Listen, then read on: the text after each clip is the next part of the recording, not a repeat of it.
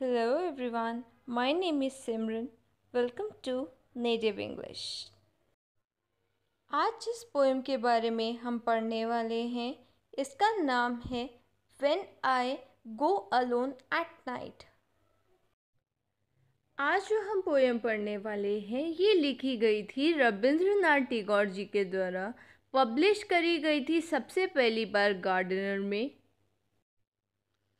इस पोएम में क्या है, जो स्पीकर है वो डिवोटी है, भक्त है।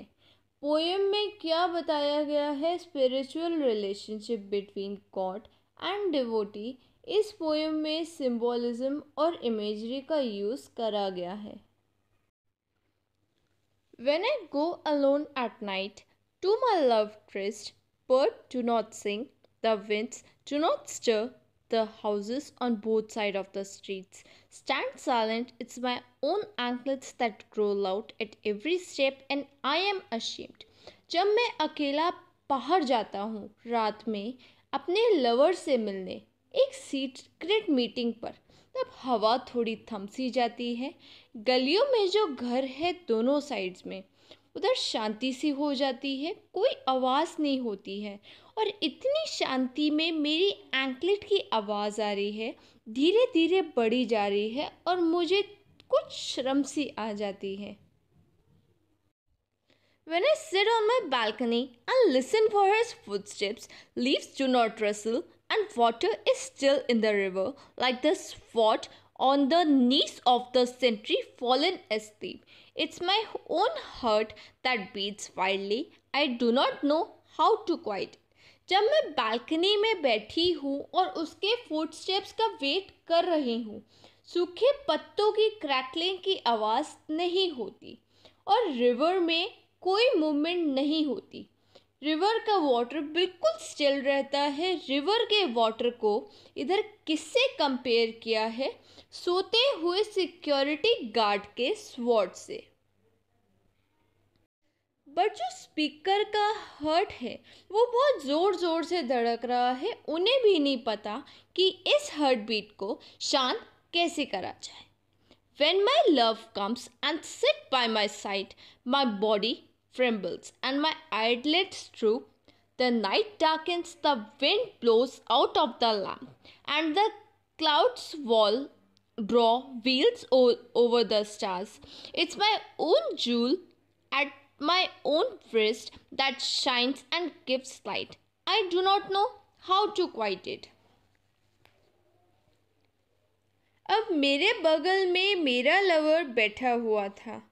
उनके आने से, जब मेरे लवर मेरे बगल में आके बैठे, उनके आने से मेरी बॉडी शिवर होने लगी।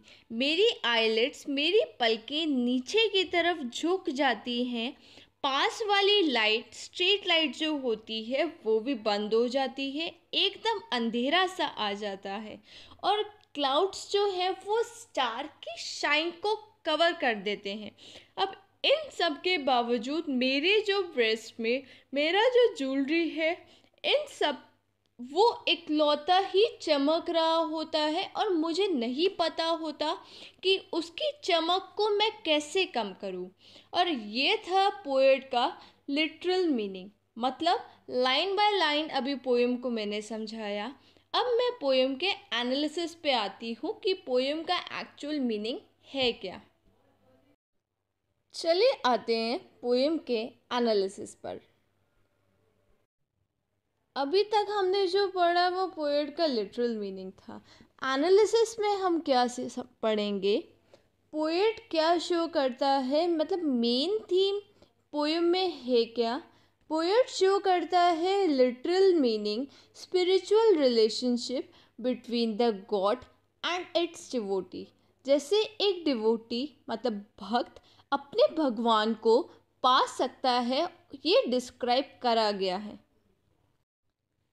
अब फर्स्ट पैराग्राफ में भक्त अपने भगवान को मिलने जाता है, तब चारों तरफ शांति रहती है। गलियों में, घरों में टोटल साइलेंस रहता है, लेकिन उतना साइलेंस होने के बावजूद उनका एंकलेट, इधर एंकलेट जो है एक इमेजरी के फॉर्म में बताया गया है। एंकलेट उनका साउंड क्रिएट करता है और जो भक्त को शर्माने में मजबूर कर देता है। अब इधर जो इमेजरी है, एंकलेट क्या रिप्रेजेंट करता है? डिस्टर्ब स्टेट डिवोटी के माइंड का, और ये स्टेट इंक्रीज करता है, ये स्टेट ऑफ माइंड इंक्रीज करता है गैप को, the relationship between the devotee and it's God. अब ये जो सेकेंड पैराग्राफ है, डिवोटी जो है फीमेल होती है। जब फीमेल अपने भगवान के फुटस्टेप आने का फुटस्टेप सुनती है, लीव्स भी रसल नहीं कर रही होती और रिवर भी स्टिल रहती है, बट उनकी जो हार्ट बीट होती है वो ही बीट कर रही होती है। इसमें जो हार्ट बीट है, हार्ट बीट भी एक इमेज के फॉर्म में ही बताया गया है। हार्ट बीट जो है वो भी एक गैप को इंक्रीज कर रही है। Relationship between God and devotee. Speaker को नहीं पता कि हार्ट बीट की साउंड को कैसे कम करा जाए। अब जो एक थर्ड पैराग्राफ है, भगवान मेरे पास आके बैठते हैं, ठीक है, ये वाला। जब भगवान मेरे पास आके बैठते हैं तो मेरी बॉडी शिवर करने लग जाती है, मेरी पलकें झुक जाती हैं, पास वाली लाइट्स जो है बंद हो जाती हैं, जिससे अंधेरा छा जाता है, और सूरज और तारों की रोशनी भी क्लाउड से कवर हो जाती है। इसमें जो है इमेजरी क्या रिप्रेजेंट, इसमें जो जूल है वो इमेजरी को रिप्रेजेंट कर रहा है। इधर इमेजरी इधर क्या बताती है? डिवोटी का कंप्लीट सरेंडर भगवान के थ्रू। जब डिवोटी भगवान को कंप्लीटली अपने गॉड को सरेंडर कर देती है, तब उनके पास कोई ईगो नहीं होता।